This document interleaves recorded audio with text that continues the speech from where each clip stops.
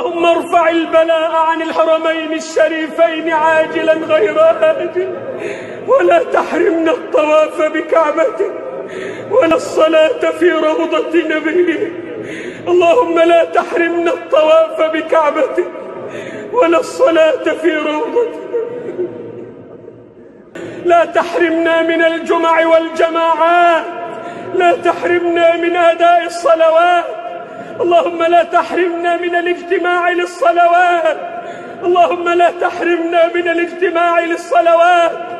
اللهم إن نبيك علمنا أن نفزع عند الشدائد إلى الصلاة لك، فنعوذ بك أن نحرم من الصلاة لك، ونعوذ بك أن نحرم من الاجتماع في بيوتك. لا تطردنا من بيوتك يا رب، لا تطردنا من بيوتك يا رب. اللهم إنا أنخنا مطايانا ببابك ووقفنا متضرعين في رحابك، فلا تطردنا عن جنابك.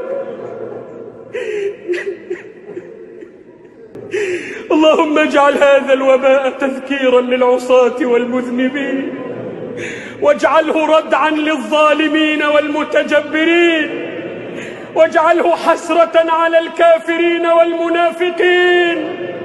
اللهم وأنج المستضعفين، وفك أسر المأسورين، وارحم ضعفنا يا أرحم الراحمين.